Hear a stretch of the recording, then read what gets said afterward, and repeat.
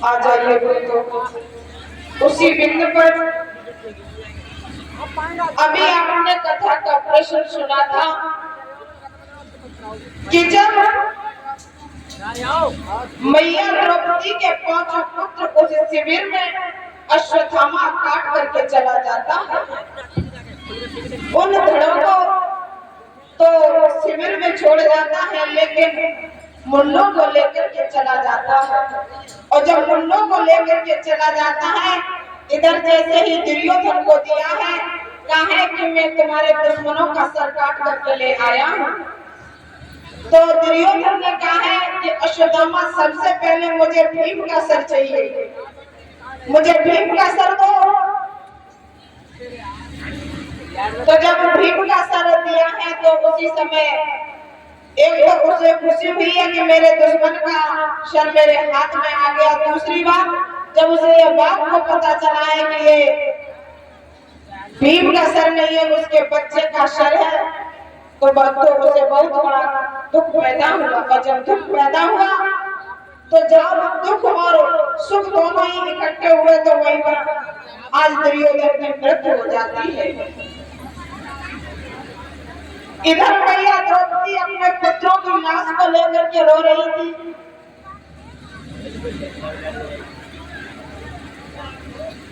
और जब रो करके आज मोहन ने समझाया है, इधर जब उत्तरा के गर्भ में भगवान ने उसके पुत्र की रक्षा की है, इधर थोड़े समय बीतने के बाद उत्तरा के गर्भ से एक बालक ने जन्म लिया है।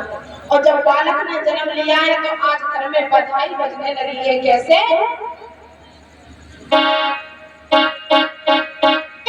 तो आज बहुत जोर से घर में बधाई बज रही है, क्योंकि बालक ने घर में जन्म लिया है। कैसे?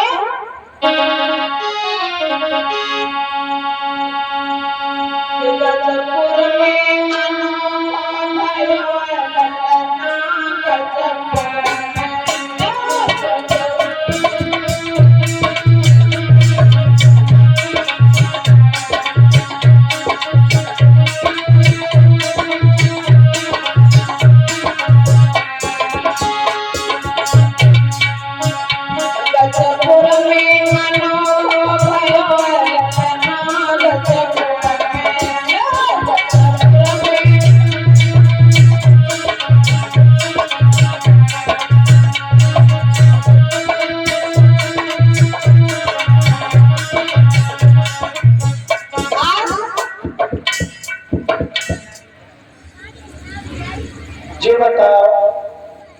भगवान कन्हैया के भांजे के घर में पुत्र पैदा हुआ। कहा? भगवान कन्हैया के भांजे के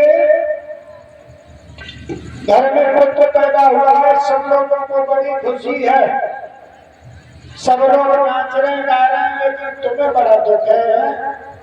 ऐसे बैठी हूँ जैसे बारात में आई हूँ।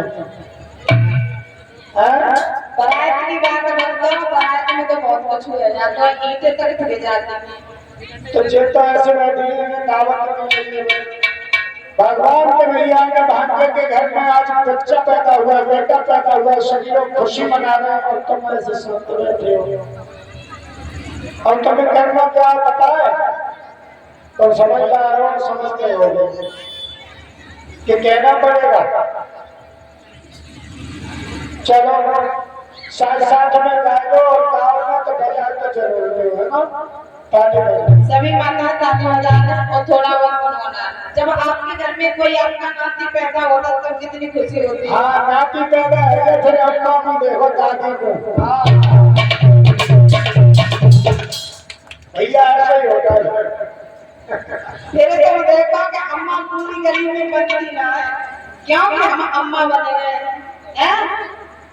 तो आज मुझे समझ लियो कि हमारे घर में एक लल्ला आएगा होगा, तो आज अम्मा बन गई। कोई बात ना, तो सभी माता बहना ताली बजा करके बोलेंगे और थोड़ा बहुत गुनगुनाएंगे। ऐसा तो नहीं मेरी बात समझ में नहीं आती हो आपको, क्योंकि भाई अंतर हो जाता है। क्यों माता मेरी बात समझ में नहीं आती? ये बताओ, जो हम आप लोगों को समझाते हैं कि आपको समझ में नहीं आती? क्योंकि भाई 5-6 जिला में अंतर हो जाता है, 5-6 जिला छोड़ करके आना, तो हर भाषा में क्योंकि जगह जगह का पानी और 4 कोस में पानी अंतर हो जाता है। हमें यहाँ का सब अटपटा, हम तो भाई आपके क्षेत्र में, बरेली क्षेत्र में बहुत वार करते हैं। अंतर है। ये भैया इनके गांव में अभी कथा करके आया हूँ। ये शेरगढ़ के पास में पड़ता है। शेरगढ़ और कौन सा वो क्या है, बसुधरा, उसके बीच में पड़ता है इनका गाँव ब्योधा। तो ब्योधा में हम कथा करके आए अभी कुछ ही दिन हुए हैं ना, 10-15 दिन। हाँ, तो वहां पे गए तो हमारा स्टाफ था दूसरा, तो हमारा एक भतीजा था, वो भी गया हमारे साथ। तो एक शाम को जब कलश यात्रा हुई और होकर के वापस आई, तो एक भैया ने कहा था कि शास्त्री जी हवन आज होगा, नंदी होगा। तो उन्होंने कहा कि थोड़ा शिविर करा दियो, थोड़ा शिविर करा दियो। तो हमारे समझ में तो आई, लेकिन हमारे समझ में आ गई थी कि इनका कहने का मतलब ये है कि थोड़ा जल्दी करा दिया। तो हमारा भतीजा खड़ा था, वो पहली बार आया था इधर हमारे साथ। उसने कहा बाबा जी सवेरे तो 7 बजे ही करा देंगे। उसने समझा कि ये सुबह की बात कर रहे हैं, लेकिन मुझे समझ गया था कि ये अभी की बात कर रहे हैं, ये कह रहे हैं जल्दी करा देंगे। तो भाषा में थोड़ा अंतर तो होता है, क्यों भैया?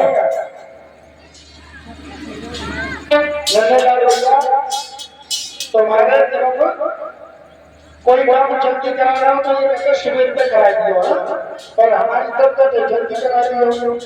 तो कुछ ने समझा कि ये सुबह की बात करना है, तो उसने कह दिया बाबा जी सवेरे करा देंगे।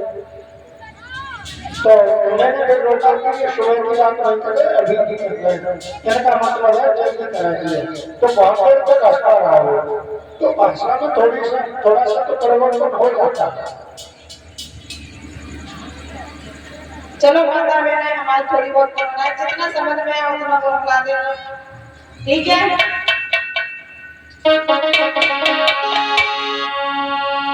गजपुर में अनोखा भयो लल्ला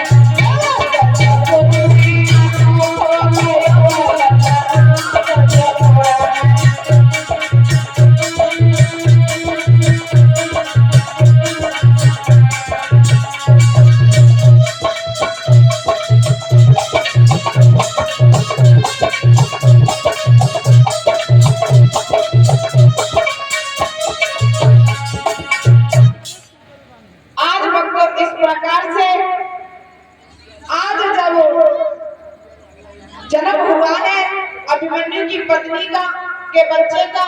तो जब अभिमन्यु के बच्चे का जन्म हुआ है तो उसी समय नामकरण संस्कार हुआ है। तो जैसे ही उस बच्चे ने पृथ्वी पर जन्म लिया और जन्म लेकर के ही वो बच्चा ये देखने लगा है कि मेरे गर्भ में किसने रक्षा की है। जब मैं माँ के गर्भ में था तब कौन सा ऐसा वो वीर था, कौन ऐसा वो व्यक्ति था जिसने मेरे गर्भ में रक्षा की है। तो वो जैसे ही जमीन पर आया है तो आंखें फाड़ फाड़ करके देखने लगा, और जब आंखें फाड़ फाड़ करके देखने लगा है तो उसी समय उनका नाम परीक्षित रख दिया है। बोलिए परीक्षित लाल की। इधर जब उस बच्चे का नाम परीक्षित रख दिया, इधर धीरे धीरे समय बीतता चला जा रहा है। वो बच्चा धीमे धीमे बड़ा होता चला जा रहा है, और जब बड़ा होता चला जा रहा है तो राजाओं में तो ये नियम होता है कि जो सबसे बड़ा बेटा होता है वो राज्य का अधिकारी होता है।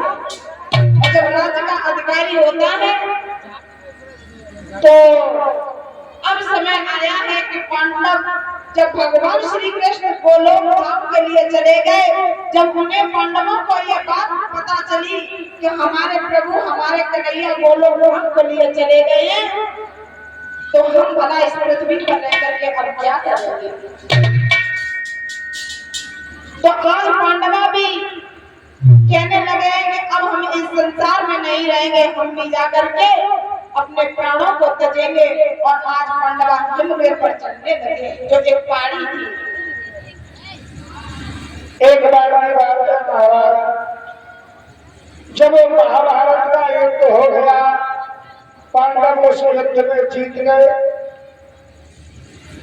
तो भगवान कन्हैया ने कहा अपनी बुआ कुंती से, ये पांडवों की माता जी थी, उनसे कहा कि बुआ अब तो काफी दिन हो गए हैं और अब तो कोई प्रॉब्लम नहीं है, कोई दिक्कत है नहीं, तो अब हम अपने घर जाना चाहते हैं द्वारका।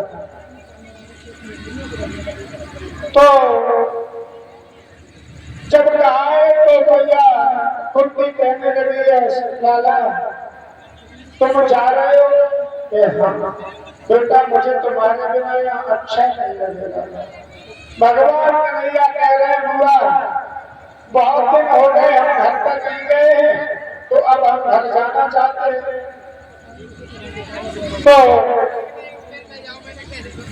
जब ये बात कही है तो आज मैया कुंती की आंखों में आंसू आ गए। तो भगवान कहने लगे बुआ तुम रो रही हो, तुम एक काम करो, हमसे कुछ वरदान मांग लो।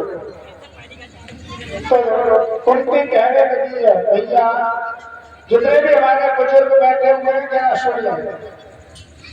आज कुंती ने कहा है कि श्याम तुम जा तो रहे हो, लेकिन मुझे अगर वरदान देना चाहते हो तो एक वरदान दे दो। क्या?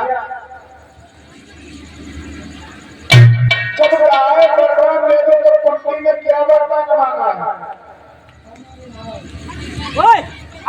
सब लोग अगर भगवान ये कहते कि तुम वरदान मांग लो तो तुम क्या मांगोगे? तुम ये कहोगे कि हमारे घर में किसी बात की कोई कमी न रहे, हम बहुत पैसे वाले बन जाए और कभी कोई दुख मुसीबत न आए, यही तो कहोगे। लेकिन आज कुंती ने कहा श्याम मैं अगर वरदान मांगूंगा तुम दे दोगे? हाँ। तो कुंती ने कहा श्याम मुझे एक वरदान दे दो कि मेरे ऊपर ये मुसीबतें आती रहे। देखिए कैसा वरदान मांग रहे हैं कि मेरे ऊपर ये मुसीबतें ये कष्ट हमेशा आते रहे। जब ये कहा है भगवान कन्हैया कहने लगी तो क्या मांग रही हो? तब कुंती ने कहा राजा तुम नहीं जानते, मैं ये वरदान इसलिए मांग रही हूँ कि जब मेरे ऊपर कोई संकट आएगा, कोई मुसीबत आएगी तो श्याम तुम मेरे पास होकर मैं इसलिए ये वरदान मांग रही हूँ। आज ये वरदान दिया है और भगवान कन्हैया द्वारका के लिए जाने लगे। तो युधिष्ठिर महाराज ने अर्जुन से कहा अर्जुन तुम कन्हैया के साथ द्वारका तक चले जाओ और कुछ दिन वहां रहना और फिर वापस आ जाओ।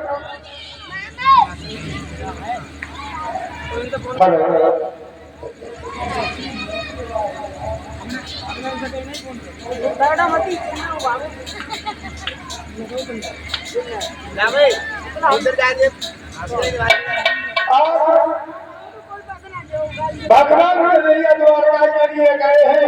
इधर अर्जुन को मिलने को आ रहे, लेकिन अर्जुन को घमंड हो गया था कि मेरे बराबर कोई छत्री नहीं है, कोई धनुर्धर नहीं है। आज भगवान कन्हैया को लगा कि अर्जुन को घमंड हो गया, अर्जुन को घमंड हो गया है। और जिसे घमंड हो जाए उसका तो भगवान उसको घमंड का भोजन कर जाते हैं। आज भगवान कन्हैया ने कहा अर्जुन अब तुम चले जाओ, क्योंकि हमारी प्रिया भी परेशान होगी, बड़े भैया युधिष्ठिर भी परेशान होंगे। आज अर्जुन चले हैं और कहने लगे अर्जुन तुम जा रहे हो तो एक काम करते जाओ क्या कि द्वारका में जितने भी लोग रह रहे हैं उन्हें सबको ले जाकर के मथुरा में छोड़ देना, क्योंकि ये जो द्वारका है ये कुछ क्षण के बाद समुद्र में विलीन हो जाएगी। आज अर्जुन चले सभी गोपी और बालों को लेकर के, लेकिन भगवान कन्हैया ने सोचा कि अर्जुन तुझे घमंड हो गया है कि तेरे समान कोई योद्धा नहीं है। आज भगवान कन्हैया ने एक लीला रचाई है, रास्ते में एक भीलों की नगरी बचाई है और अर्जुन जब वहां से निकले हैं तो भीलों के गोपियों को लूट लिया और अर्जुन के पही बाण और पही धनुष आज अर्जुन के पास है, लेकिन कुछ पकड़ नहीं सके। अर्जुन का घमंड चूर चूर हो गया। आज घर लौटे हैं, इधर भगवान कन्हैया भी द्वारका छोड़ करके आए हैं। रास्ते में एक पेड़ के नीचे आराम करने लगे हैं तो एक जरा नाम का जो पहेलिया था उसने सोचा है कि कोई मृग है, लेकिन भगवान के पैर में जो कदम था वो चमक रहा था। उस पहेलिया ने तीर को छोड़ दिया, भगवान कन्हैया के पैर पे अंगूठे में लगा है। भगवान श्याम सुंदर इस लोक को छोड़ करके गोलोक चले जाते हैं। और इधर जब अर्जुन लौट करके अपने बड़े भैया युधिष्ठिर के पास में आए हैं तो आंखों में आंसू हैं। युधिष्ठिर ने पूछा है अर्जुन कहो कि भैया कैसे हैं? कहने लगे भैया क्या भैया तो गोलोक के लिए चले गए। युधिष्ठिर ने सोचा है कि अब हमें भी यहाँ नहीं रहना चाहिए, तो युधिष्ठिर ने अपने नाती को आज परीक्षित को और राजा बना दिया। और युधिष्ठिर पांचों भाई और द्रौपदी सहित और हिमालय की तलहटी में चले गए, वहीं उनका प्रारंभ हो जाता है। स्वर्ग से विमान आता है, सभी लोग विमान में बैठ करके स्वर्ग के लिए चले जाते हैं। बोलिए गोविंद भगवान की।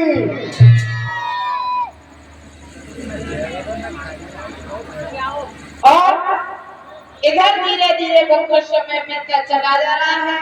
महाराज परीक्षित तो हस्तिनापुर के राजा हुए हैं और बड़े अच्छे राजा हैं। एक समय की बात है कि महाराज परीक्षित अश्व पर सवार होकर के जंगल के लिए चले हैं। कैसे?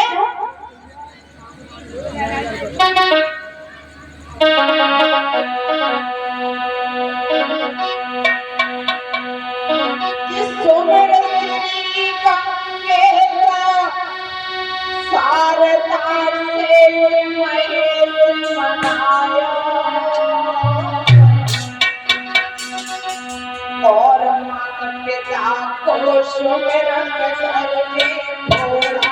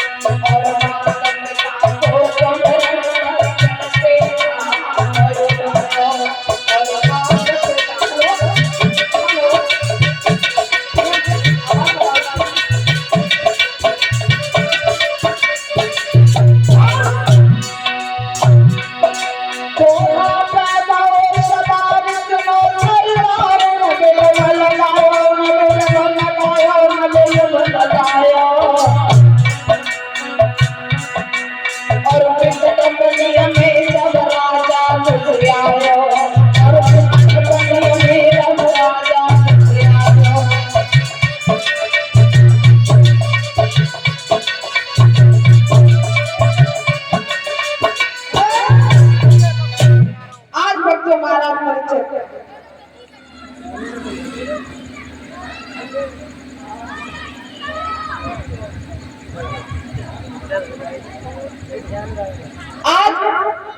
जब महाराज परीक्षित चले हैं तो जैसे ही महाराज परीक्षित घोड़े पर सवार हुए एक जंगल में पहुंचे हैं। तो एक जंगल में पहुंचे हैं तो महाराज परीक्षित ने देखा है कि क्या हो रहा है हमारे इस राज्य में।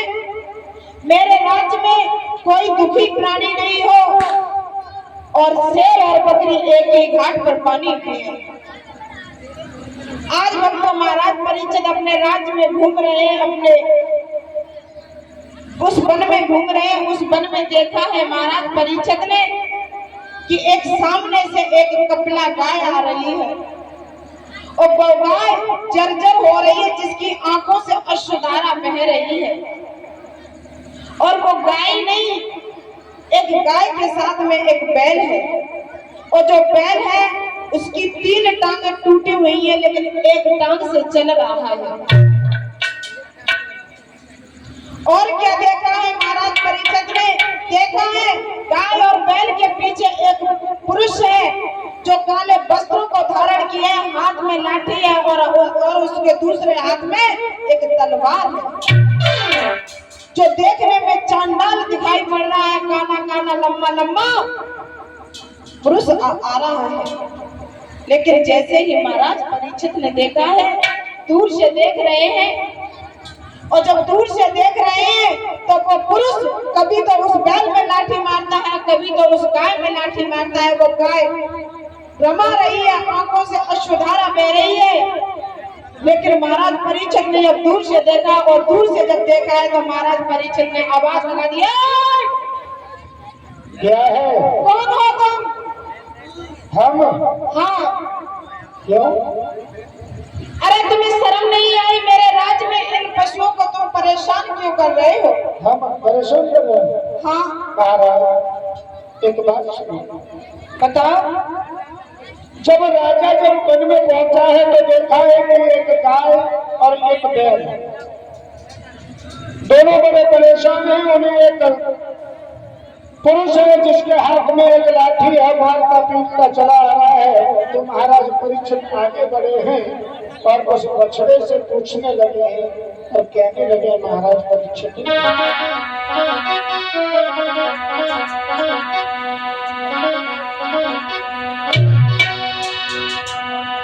कि पूछा है तू परीक्षित,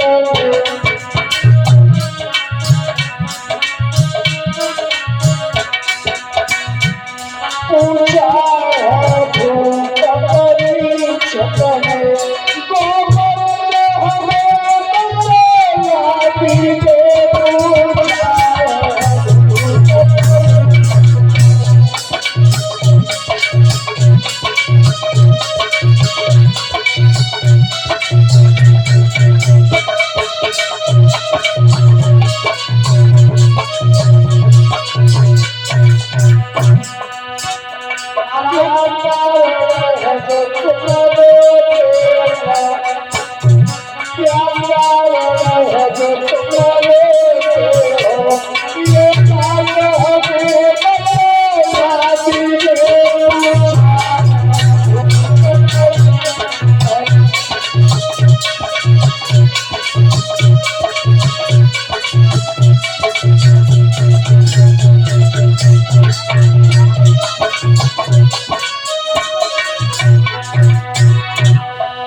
महाराज पूछने लगे हैं आगे से बछड़े से और बड़ा,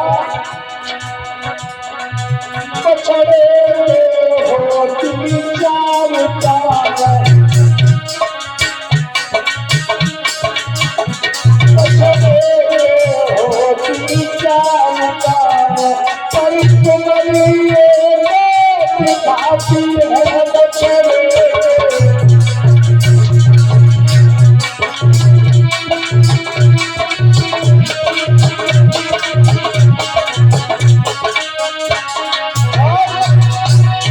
किसने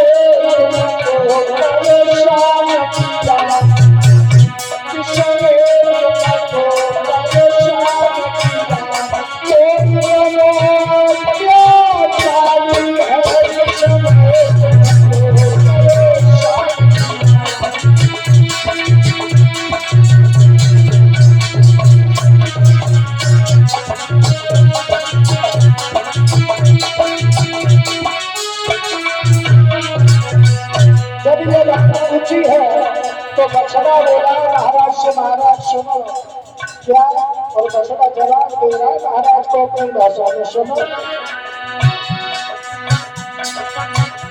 बछड़ा बोला है राजा से,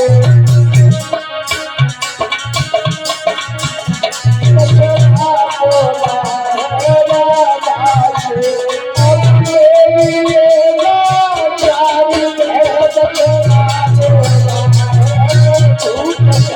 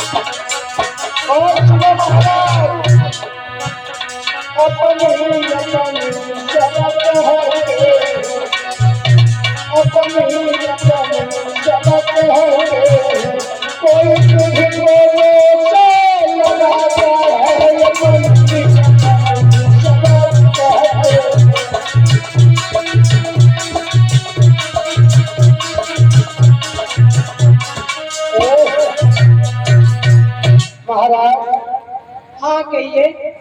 ये तो मुझे भी नहीं पता चला है महाराज को मेरी ये दुर्ग सत्य हो गई। आज जब कहा है तो महाराज परीक्षित ने जान लिया कि बैल रूप में धर्म है और दयो रूप पहचान, और गौतम में पृथ्वी यह शुक्र में लगो सम्मान। आज महाराज परीक्षित समझ गए कि ये बैल नहीं है, ये धर्म है, और ये पृथ्वी नहीं है, ये गाय नहीं है, ये पृथ्वी है। तब तक कलियुग महाराज के पास आ गया और कहने लगा, महाराज ने पूछा कि तुम इसे क्यों मार रहे हो? तब कलियुग बोला है मेरा नाम कलियुग है। अरे तुम ही कलियुग हो? हाँ मामा। आज जैसे ही महाराज ने सोचा कि ये कलियुग है और ये जीवों को परेशान कर रहा है, मैं उसे जिंदा नहीं छोड़ूंगा, परीक्षित महाराज ने तलवार को निकाला, कहने लगे हैं मैं तुझे जिंदा नहीं छोड़ूंगा। तो कलियुग ने हाथ जोड़ दिए, महाराज तुमने ये तो देख लिया कि मेरे अंदर बुराई है, लेकिन महाराज मेरे अंदर कुछ अच्छाइयां नहीं है। क्या अच्छाई है? कहने लगा महाराज हम 4 भाई थे, सतयुग, द्वापर, त्रेता और कलियुग। 3 भाइयों ने राज्य कर लिया, अब मेरी बारी है। मेरे अंदर ये खासियत है, पहले लोग भगवान का नाम, भगवान की तपस्या कई हजारों वर्ष तक करते थे, लेकिन भगवान का दर्शन नहीं होता था। लेकिन मेरे युग में इतना जरूर है महाराज कि कोई अगर भगवान का सच्चे दिल से अगर नाम भी लेगा तो उसका दर्द हो जाएगा। परीक्षित महाराज कहने लगे चलो तुम्हें नहीं मारते, लेकिन एक काम करो, तुम हमारे राज्य को छोड़ के चले जाओ। कलियुग कहने लगा महाराज मैं कहाँ जाऊं? महाराज कहने लगे तुम एक काम करो, जहां जुआ खेला जाता हो, जहां बादशाहों का नृत्य होता हो, जहां दारू पी जाती हो, तुम ऐसी जगह पर वास करो। कलियुग ने हाथ जोड़े, महाराज तुमने सारी ऐसी जगह बताई है जहां पर मुझे 1 मिनट के लिए आराम भी नहीं मिल पाएगा। महाराज कोई एक जगह तो ऐसी बता देते जो मैं थोड़ी देर के लिए आराम कर लेता। आज परीक्षित महाराज ने कह दिया जाओ तुम स्वर्ग में वास करो, सोने में वास करो। जैसे ही कहा है कि तुम सोने में वास करो। कलियुग ने देखा कि महाराज के सिर पर सोने का मुकुट है और उस मुकुट पे सवार हो गया है कलियुग। लेकिन महाराज एक बात और बता दूं, बहुत से व्यास जो होते हैं वो ये कहते हैं कि सोने में कलियुग का वास होता है, सोने में कलियुग का वास होता है। लेकिन नहीं महाराज, हर सोने में कलियुग का वास नहीं है। उस सोने में कलियुग का वास होता है, जो चोरी किया हुआ सोना हो, जो लूटपाट करके लाया हुआ सोना हो, जो गरीब लोगों को सताने के बाद सोना बनवाया गया हो, उसमें कलियुग का वास है। जो हमने अपनी मेहनत करके जो सोना बनवाया है उसमें कदापि कलियुग का वास नहीं है। ये बात मैं दावे के साथ कहता हूँ। अब आप लोग कह रहे होंगे ऐसे कैसे हो गया, तो मैं बताता हूँ। परीक्षित महाराज जो सोने का मुकुट पहने थे वो उनका नहीं था। उनके बाबा भीम जब जरासंध को मार करके आए थे तो जरासंध का मुकुट लेकर के आए थे। वो भीम का मुकुट नहीं था, वो जरासंध का मुकुट था। इसलिए कलियुग का वास उस मुकुट पे हो गया। आज कलियुग जैसे ही महाराज परीक्षित के सर पे सवार हुआ है। महाराज थोड़े आगे बढ़े, जंगल में महाराज को प्यास लगने लगी है तो आगे बढ़े हैं, देखा है कि एक कुटिया बनी हुई है जंगल में। सोचने लगे यार कोई न कोई तो रहता होगा, तो आगे चलते यहीं पर पानी पिएंगे। महाराज परीक्षित आगे बढ़े हैं और जाकर के कुटिया में देखा तो एक महात्मा जी हैं जो भगवान का भजन कर रहे हैं। भगवान का भजन कर रहे हैं, आंखें बंद किए हुए बैठे हुए हैं। परीक्षित महाराज ने सोचा ये बाबा ढोंगी है, मुझे आते ही इसने आंखें बंद कर ली हैं। वैसे परीक्षित महाराज महात्माओं का बहुत सम्मान करते थे, लेकिन उस दिन क्या हुआ था कि कलियुग का वास हो गया था सर पर। आज परीक्षित महाराज ने सोचा कि ये बाबा ये बहाने बना रहा है कि हमें महाराज को पानी में पिलाना पड़े। आज महाराज परीक्षित महाराज आवाज लगाने लगे हैं बाबा और बोले। और इसी बीच में कुछ ये दान है, ये देवमान 20 रुपए, ठाकुर दास जी 21 रुपए और जितेंद्र कुमार 51 मुद्राएं, विजय डीजे 10 रुपए, कृष्णा डीजे 10 रुपए, जयप्रकाश मौर्य 21 रुपए और वसंत ठेकेदार जी 51 मुद्राएं, संजू मौर्य जी 51 मुद्राएं, धर्मेंद्र मौर्य 51 मुद्राएं और फकीर चंद्र मौर्य 21 मुद्राएं और खेमराज मौर्य 11 मुद्राएं और भूप सिंह जी 21 मुद्राएं, ओम प्रकाश जी 21 मुद्राएं, राकेश मौर्य जी 21 मुद्राएं, प्रेमवती देवी जी 11 मुद्राएं, केशव जी 11 मुद्राएं और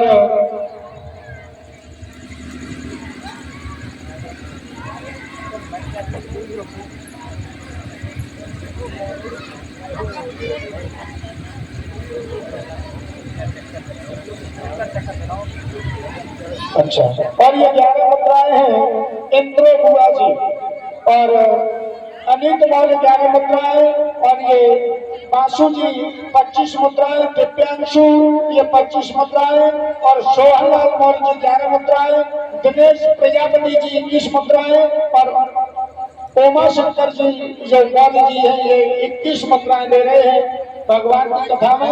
और खेमकरण जी 251 मुद्राएं। भैया के बहुत बहुत धन्यवाद।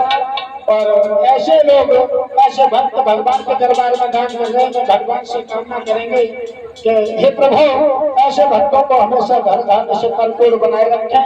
और 2 लाइन बोलना चाहेंगे, भैया की इच्छा है।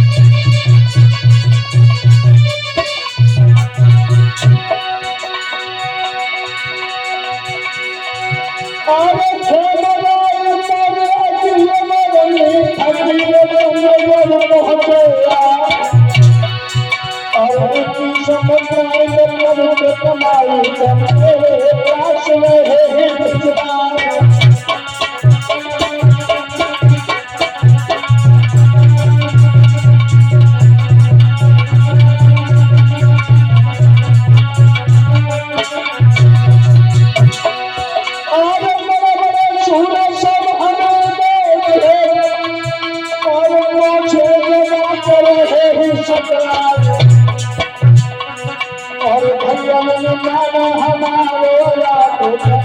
देवी शारदा माई।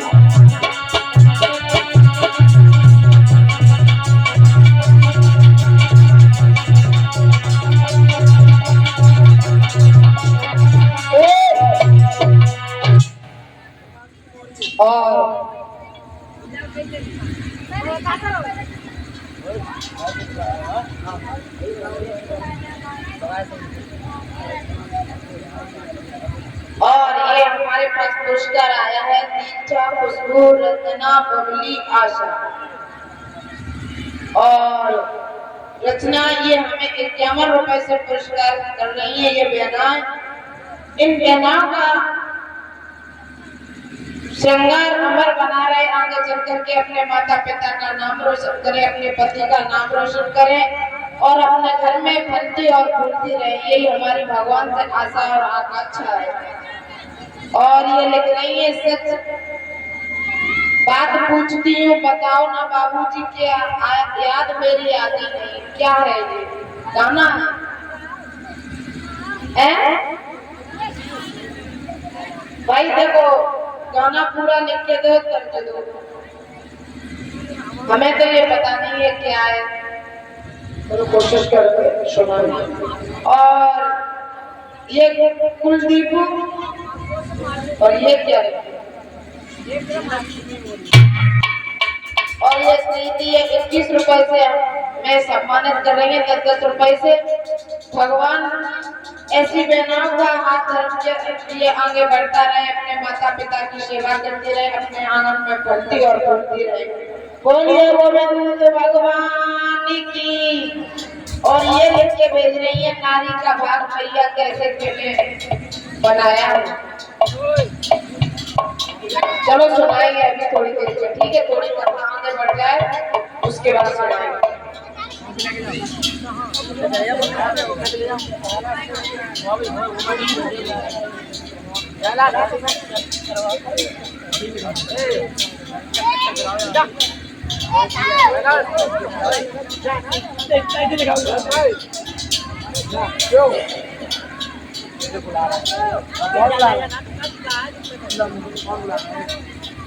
और ये हमारी प्यारी सी बिटिया है, भतीजी है हमारी लक्ष्मी बाबू। ये हमारे बड़े भैया रोहित की बेटी है, ये भी हमें सम्मानित कर रही है। भगवान से कामना करेंगे ये बिटिया आगे चल के अपने माता पिता का नाम रोशन करे, अपने गाँव का नाम रोशन करके पढ़े लिख करके इतनी साक्षी बन जाए कि अपने गाँव, अपने माता पिता इन सबका नाम रोशन करे। भगवान से यही कामना करेंगे, ऐसी आशा और आकांक्षा करते हैं। बोलिए गोविंद भगवान की। इधर महाराज परीक्षित जब समीघ ऋषि की कुटिया में पहुंचे हैं तो समीघ ऋषि अपने आसन लगा करके अपने भगवान का भजन कर रहे हैं। और जब भगवान का भजन कर रहे हैं तो आज महाराज परीक्षित उन महात्माओं से कहने लगे, अरे ओ बाबा, अरे ओ सन्यासी, हमें पानी को पिला दो, हमें बहुत तेज प्यास लगी है, हम पूरा दिन हो गए हैं मुझे जंगल में भ्रमण करते करते। लेकिन भक्तों, महाराज समीप तो भगवान के भजन में लीन है, उन्हें क्या पता है कि मेरे दरवाजे पर मेरे आश्रम में कौन आया है और कौन चला गया है। आज बार बार आज्ञा कह रहे हैं, और क्या कह रहे हैं महाराज परीक्षित?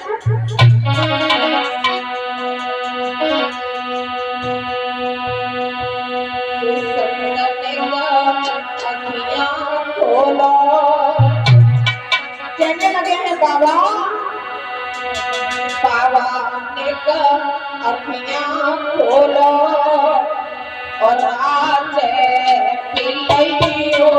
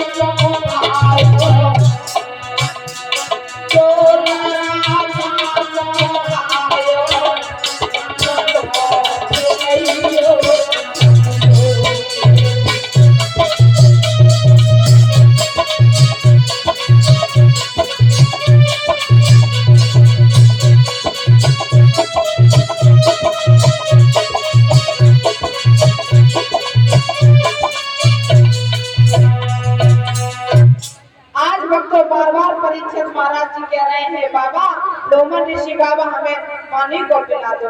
लेकिन भक्तों जैसे ही आज बाबा ने नहीं सुना, वैसे ही महाराज परीक्षित को क्रोध आया, और क्रोध आया उन्होंने क्या किया कि वहीं पर एक मरा हुआ सर्प डाला था। उस सर्प को अपनी धनुष की नोक से उठाया और उठा करके लोमड़ ऋषि के गले में डाला। और जब लोमड़ ऋषि के गले में डाल दिया उस सर्प को, इधर महाराज परीक्षित चल दिए अपने महल के लिए। जब अपने महल में पहुंचे और इधर लोमड़ ऋषि का एक पुत्र था जो शृंगी, जो अपने मित्र मंडली के साथ खेल रहा था। और जब मित्र मंडली के साथ खेल रहा था, जाकर के किसी ने ये कह दिया, अरे लोग ओ शृंगी, तुम तो अपने यहाँ मित्रों के साथ खेल रहे हो, तुम्हारे पिताजी तो भगवान के भजन में लीन है, लेकिन तुम्हारे पिताजी का कोई अपमान करके चला गया है, कोई मरा हुआ सर्प उनके गले में डाल करके चला गया। और भक्तों जैसे ही उस पुत्र ने सुना कि मेरे पिताजी का कोई अपमान करके चला गया, मेरे पिताजी तो एक भगवान के भजन में लीन है, आज पुत्र वहां से आया और जहाँ पिताजी अपनी समाधि को लगाकर उनके बैठे हुए आज वहीं पर आ गया। और जब वहां आया तो देखा है कि पिताजी तो भगवान के भजन में लीन है, लेकिन मरा हुआ सर्प गले में डाला है। आज पुत्र ने कुछ नहीं देखा, हाथ में जल लिया और जल लेकर के आज श्राप देने लगा है, कहने लगा, जिस किसी ने मेरे पिता का अपमान किया हो, जिस किसी राजा ने, जिस किसी व्यक्ति ने मेरे पिता पर ये मरा हुआ सर्प गले में डाला हो, आज मैं उसे ये श्राप दे रहा हूँ कि यही तक्षक नाग बनकर के 7वें दिन उस महाराज को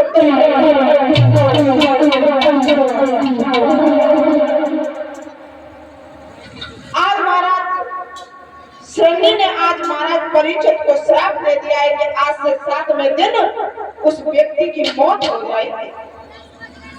लेकिन भक्तों इधर जब लोमड़ ऋषि की जब समाधि खुली, और जब समाधि खुली है तो देखा है कि बहुत भीड़ भाड़ लगी है। पूछा है, बेटा तुम क्यों रो रहे हो, क्या बात हो गई? तो लोमड़ ऋषि जब पूछने लगे हैं तो पुत्र शृंगी ने कहा है, पिताजी मैं इसलिए रो रहा हूँ कि आप तो भगवान के भजन में लीन थे, लेकिन आपका कोई अपमान करके चला गया। बोले क्या हुआ? बोले पिताजी ये हुआ है, कोई मरा हुआ सर्प आपके गले में डाल करके चला गया है, और मैंने उस व्यक्ति को श्राप दे दिया है कि आज से 7वें दिन उसे तक्षक नाग बन करके यही सर्प डस देगा। और भक्तों जैसे ये बात सुनी, लोमड़ ऋषि महाराज ने कहा, बेटा तूने ये क्या किया? अरे कोई मेरा अपमान करके चला गया, मैं तो साधु संत महात्मा हूँ, और साधुओं का तो दिल एक मक्खन की तरह होता है, बहुत निर्मल होता है। इस तरह से मेरा अपमान करके चला गया, लेकिन तुम्हें इस तरह से बहुत बड़ा तुमने तो ये श्राप दे दिया, तुम्हें ये श्राप नहीं देना था।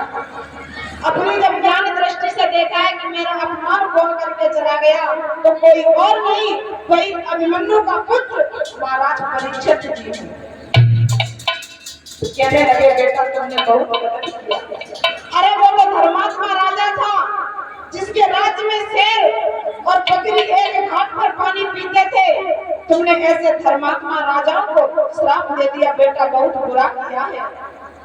अरे वो तो हमारे धर्म की रक्षा करता है, हमारे पृथ्वी पर हमारे वंशों से चला आ रहा है, ऐसे महात्माओं को तुम्हें श्राप नहीं देना था, बेटा बहुत गलत किया है। ऐसा राजा दुनिया में न था, न हुआ, न आगे चल के भविष्य में कभी। बेटा बहुत गलत किया है। देखिए भक्तों, कहा है कि महाराज ने हमें श्राप क्यों दिया? कहा है बेटा उनके सर पर कलयुग सवार था, इसलिए उन्होंने मेरे गले में सर्प, मरा हुआ सर्प डाल करके चला गए। तुम्हें ऐसे राजाओं को श्राप नहीं देना था। आज भक्तों जैसे ही महाराज परीक्षित महलों में पहुंचे, सर से मुकुट उतार करके रखा, और जब सर से मुकुट को उतार करके रखा है, एकदम दिमाग में बात आई।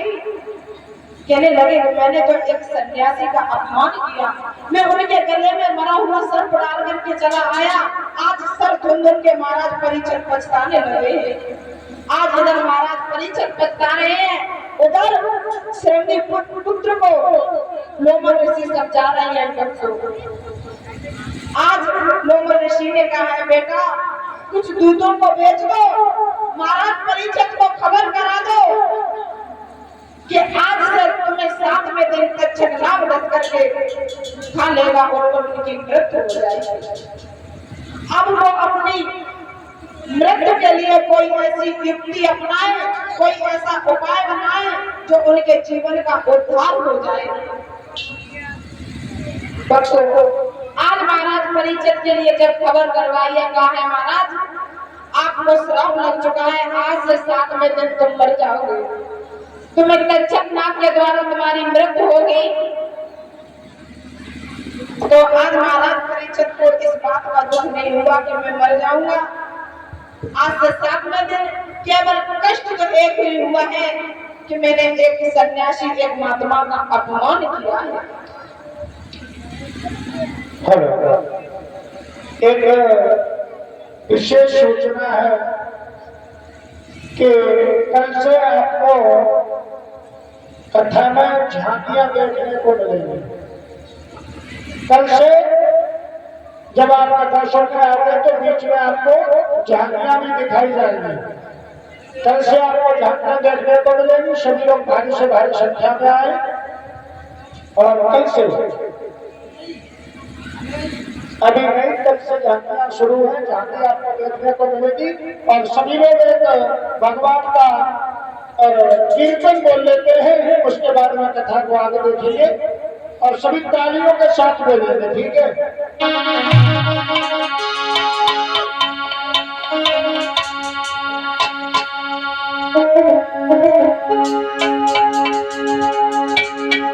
एक बार राधा अपनी सखियों को समझाते हुए बोली है, बहन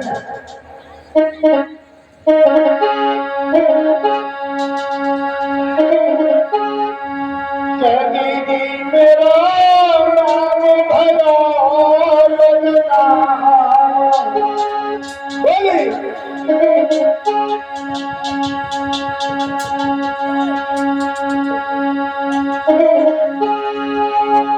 दीदी मेरा नाम भला लगना और श्याम से प्रीति लगाएंगे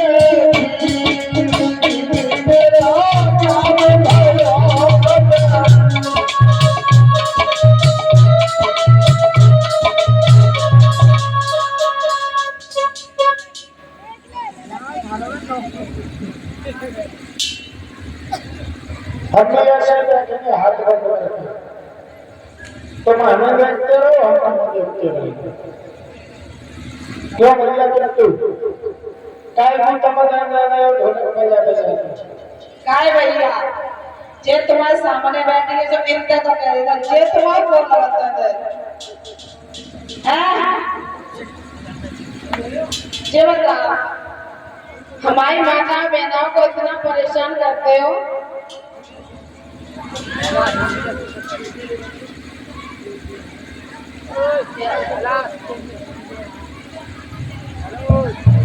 अपने स्टाफ वालों से कभी कहा करो, तुम्हारा स्टाफ तो इधर बैठ जाता है बहुत दूर जा करके। अब हमारे स्टाफ का गाना थोड़ी है, ये तो राधा कह रही है अपनी सखियों से। नहीं ऐसी कोई बात नहीं है। और राधा कह रही है तो भाई तुम्हारी आराध्य है, देवी है और तुम उनके लिए ताली नहीं बजा पा रहे हो। भगवान की कसम, ये जो हाथ दिए भगवान ने केवल खाना खाने के लिए नहीं दिए, थोड़ा सा भगवान के भजन में ताली बजा दो।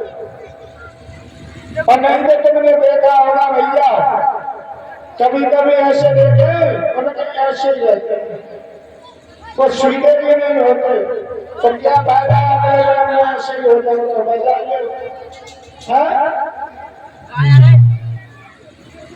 ताली बजा के बोलेंगे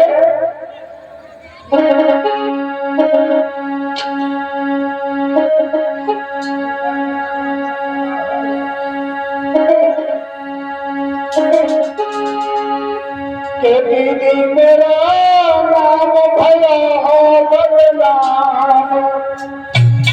और श्याम से प्रीत लगाए थी।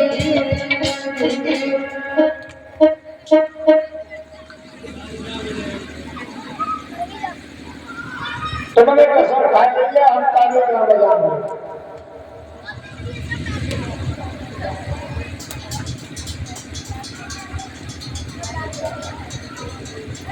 बजाए और हमारे पास भैया की फरमाइश आई है कि लंगोरिया सुनाओ, तो इस भजन के बाद लंगोरिया सुनाएंगे। तुम गाओ तो सही, हम कोई सुनाएंगे लेकिन ताली बजाएंगे। बजाइए उठाइए हाथ बताओ, तुम्हें हमारी कसम है उठाइए हाथ।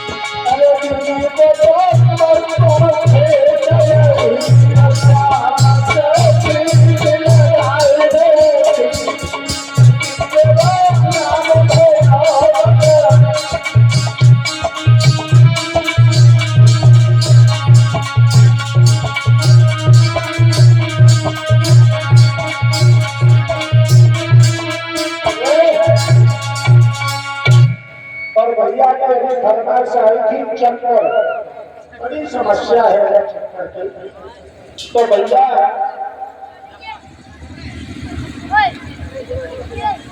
और कुछ गाना आया है, ये सुखदेव जी 11 रुपए, हिमांशु जी 21 रुपए और राधिका मोहन जी 11 रुपए और ये क्या है खेताली राम मौर्य जी ये 11 मुद्राएं और वेदराम प्रधान जी 101 मुद्रा से सम्मानित कर रहे हैं, बहुत बहुत धन्यवाद। और अमन मौर्य 11 रुपए, ओमकार श्रीवास्तव जी 11 रुपए और विनोद प्रजापति जी ये 11 मुद्राओं से सम्मान कर रहे हैं। तो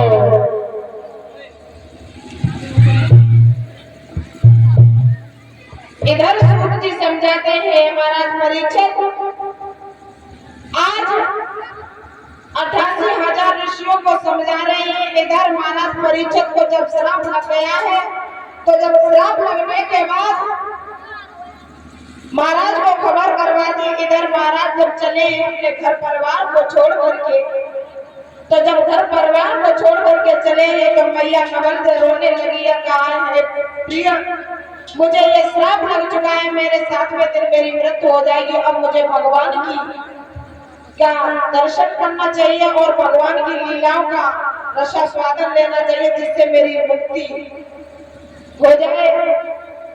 इधर पहुंचे हैं जाकर के, जहां पर बहुत बड़ा मंच बना था। उस मंच पर श्री सुखदेव जी महाराज को विराजमान किया गया है। और जब सुखदेव जी महाराज को विराजमान किया है, परीक्षित जैसे ही पहुंचे हैं तो सुखदेव जी महाराज को जाकर के उन्होंने प्रणाम किया है। और प्रणाम करके सुखदेव जी महाराज ने बड़ा सुंदर सा आसन दिया है परीक्षित महाराज को। और बड़ा सुंदर सा जब आसन दिया है और कहा है कि बेटा अब तुम्हारे मुक्ति का द्वार खुलने वाला है और तुम्हारी मुक्ति का द्वार मैं खोलूंगा, क्योंकि तुम मुझसे कुछ प्रश्न करते जाना और उन प्रश्नों का उत्तर मैं देता जाऊंगा। आज सुखदेव जी महाराज को मंच पर बैठा करके बड़ा सुंदर से प्रश्न परीक्षित महाराज जी करते हैं और सुखदेव जी महाराज बड़े सुंदर सुंदर प्रश्नों के उत्तर देते हैं। लेकिन हाथ जोड़ करके परीक्षित महाराज जी खड़े हो गए और कहने लगे, महाराज मुझे एक बात बताओ, मुझे सबसे पहले ये बता दो कि प्रभु आपका जन्म कैसे हुआ है। मैंने सुना है कि आपका जन्म एक तोते के द्वारा आपने एक मानव का जन्म धारण किया था। महाराज मुझे ये बता दीजिए कि सुखदेव जी महाराज आपका जन्म कैसे और कहाँ हुआ। देखिए इधर हमारे भैया आए थे, किशोर कुमार कह रहे थे और हमारे रोहित भैया तो चक्कर वाला गाना जरूर सुना। तो भैया से कहना चाहूंगा कि ये गाना तो रोज बजाते हो, है ना, लेकिन जब यहाँ पर हम पहले दिन आए थे तो ये गाना कईयों बार बजा, एक बार की बात छोड़ो कईयों बार। तो हमने बैठ करके सोचा कि हमने भी एक गाना देखा चक्कर के ऊपर, तो वो गाना अलग रहा, लेकिन हमने थोड़ा सा उसमें चेंजिंग कर दी, थोड़ा अलग तरीके से लिखा। तो देखते हैं कैसा चक्कर है।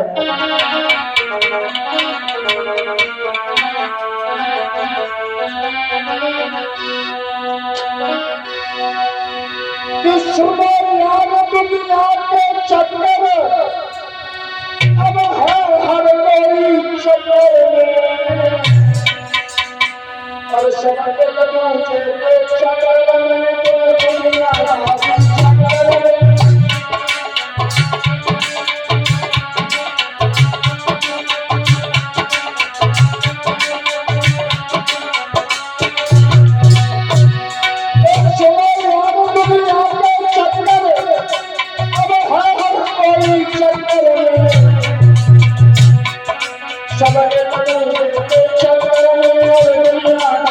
चक्कर में।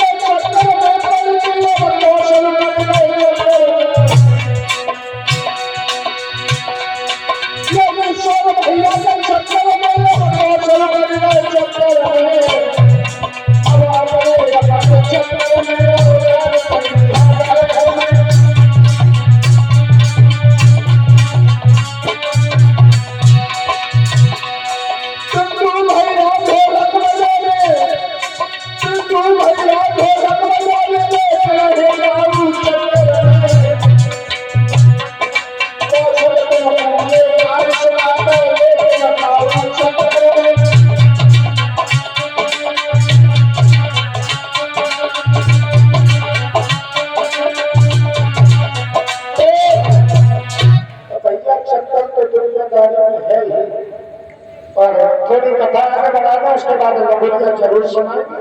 और आ जाइए उसी बिंदु पर।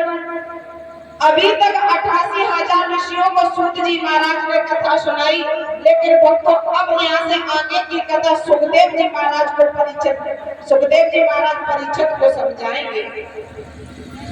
तो जब सुखदेव जी महाराज से परीक्षित ने पूछा, प्रभु ये बता दीजिए आपका जन्म कैसे हुआ है?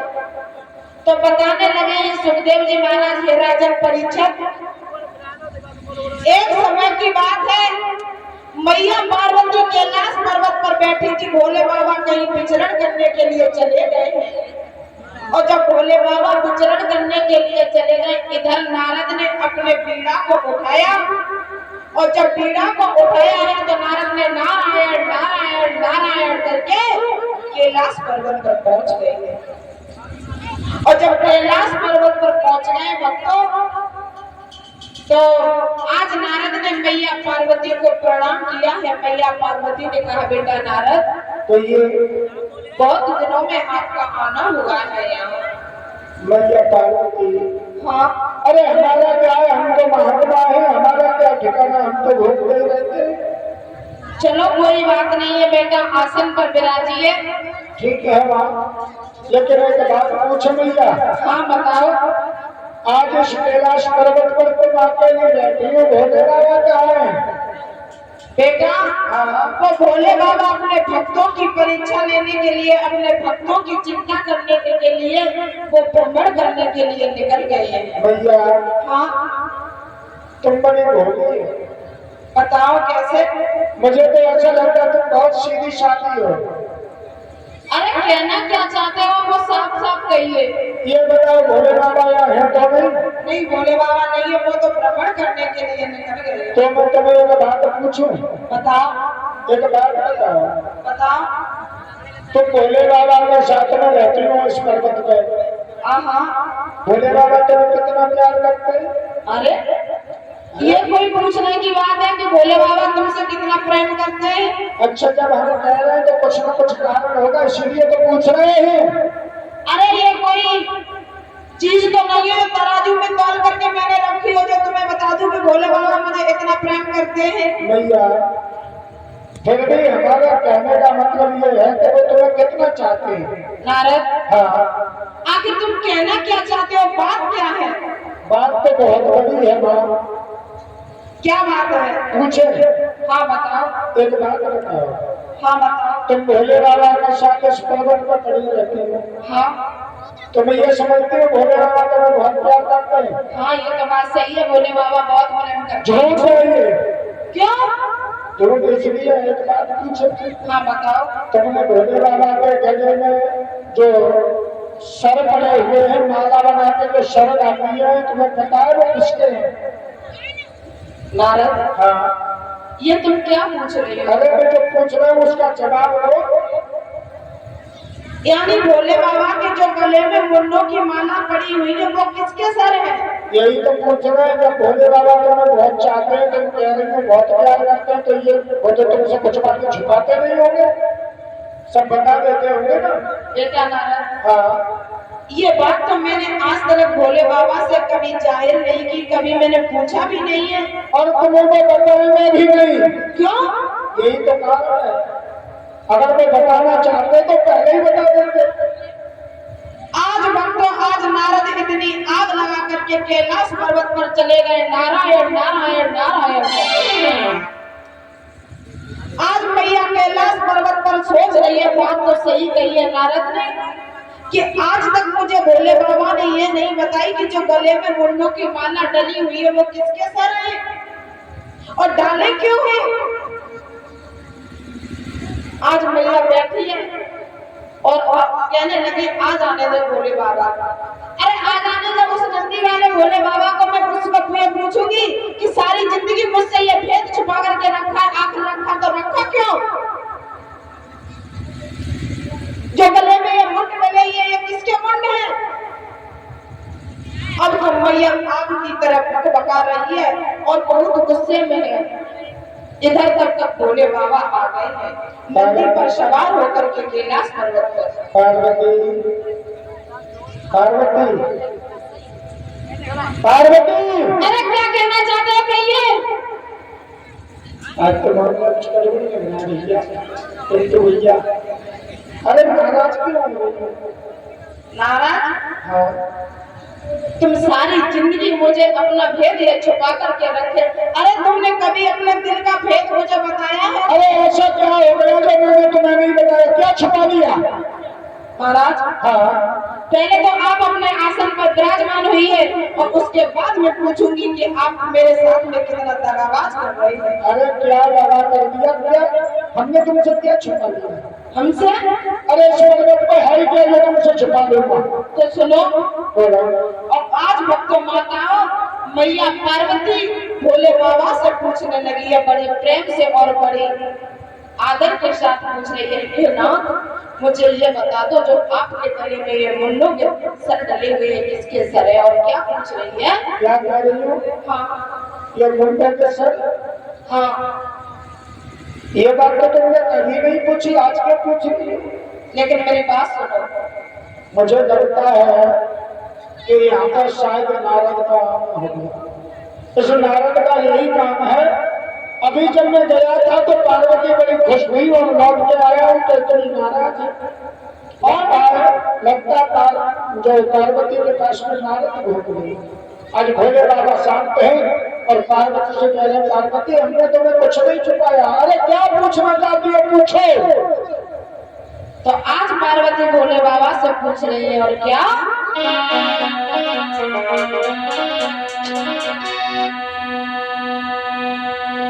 अरे शिवजी पटरानी पूछ रही है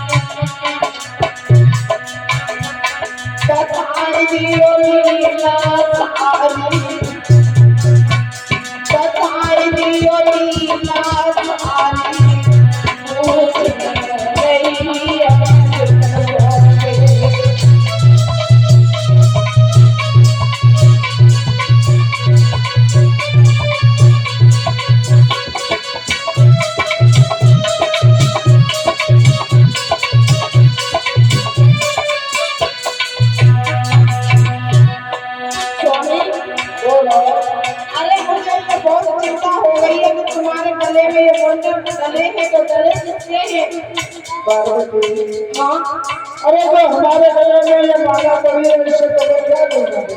लेकिन मुझे जाना जाना बोलो। और सुनो, बोलो।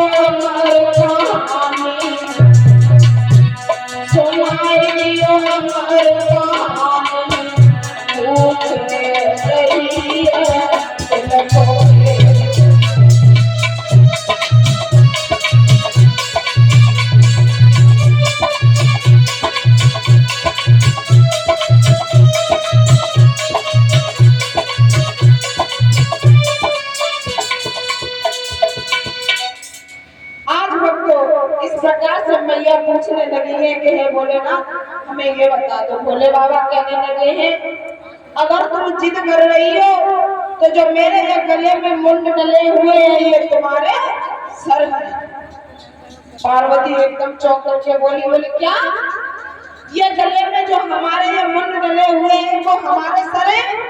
बोले हाँ, ये कितनी बार तुम इस पृथ्वी पर मर चुकी हो और मैंने तुम्हारे सरों को काट करके अपने गले में मुंडों की माला बना ली है। बोले स्वामी भी इतनी बार मर चुकी? बोले हाँ, तुम्हें इतनी बार मर चुकी हो, लेकिन मैं इतनी बार मर चुकी हूँ प्रभु, तो आप कितनी बार मर चुके हो?